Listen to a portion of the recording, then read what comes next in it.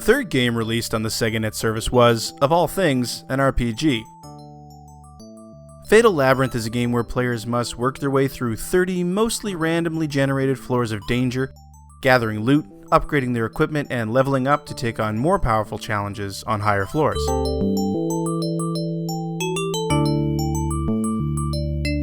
Your ultimate goal is to reach the top floor and reclaim the Holy Goblet without dying.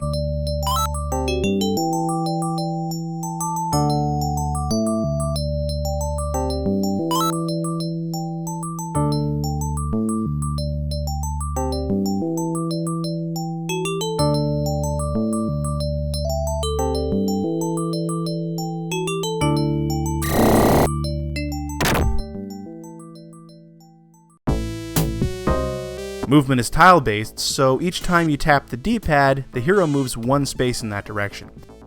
If there is an enemy in that direction, or you tap the action button, the hero will attack. When the player makes either of those moves, every monster on the level is free to do one of the same two actions, move or attack. Attack success is based on your hero's current ability, the power of the weapon he's using, and good old luck. The type of weapon is important too. Swords are generally very powerful, but have a low hit rate, while axes are middle-of-the-road weapons, and spears are weak, but have a high hit rate.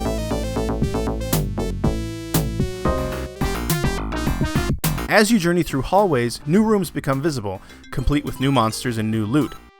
A big part of the game revolves around picking up new weapons, armor, potions, and scrolls. You're only able to carry a limited amount of each, so inventory management becomes a big component of the game really quickly. One really cool bit about the game is how the hero's sprite actually changes based on the equipment he's wearing. That's not something you saw a lot of in console games back in 1990. You'll also see food scattered throughout the levels. Food regulates your health.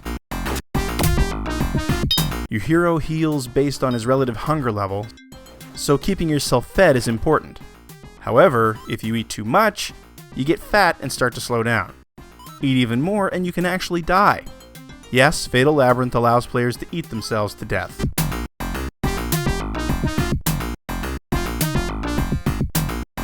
You'll also notice bags of money lying around. It's a bit confusing at first since you don't ever get a chance to actually spend it. But after you die a few times, you'll notice that the number of villagers who attend your funeral is directly proportional to how much money you had when you died.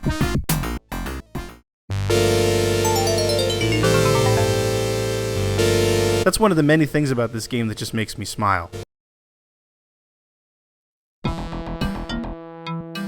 Fatal Labyrinth is what you'd call a roguelike, which literally means it's like a game called Rogue, which was created in 1980 by Michael Toy, Glenn Wickman, and Glenn Arnold.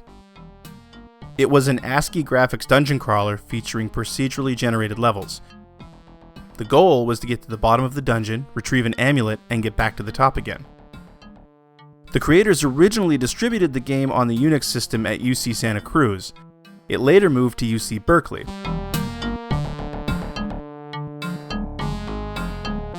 They have said previously that Rogue was inspired by the text adventure game Adventure, which we just looked at in the previous Phantasy Star Text Adventure segment.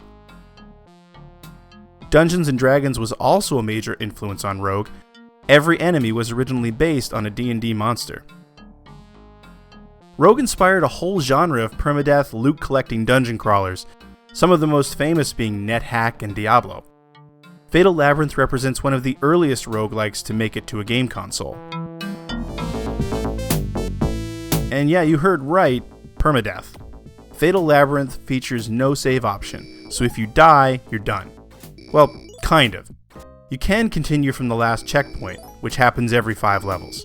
But if you turn the system off, you lose all your progress. Even when the game was eventually released in the US and the UK on its own cartridge, it did not have a battery backup option.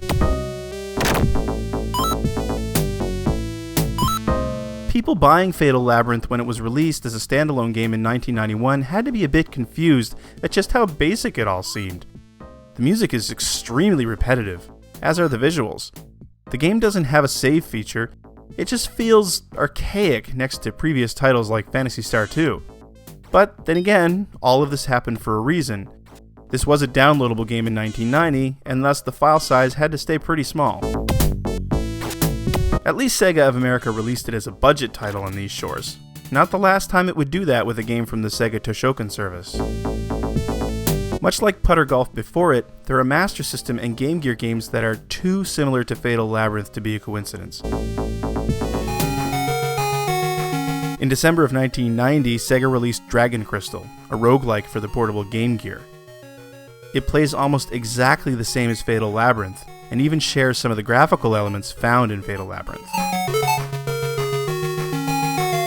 Later in 1991, Dragon Crystal made its way to the Master System.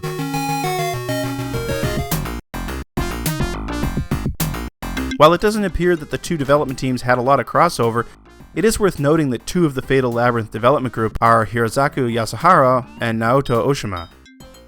The first will be the main gameplay and level designer of the upcoming Sonic the Hedgehog, while the second is the man who actually designed the characters of Sonic and Eggman.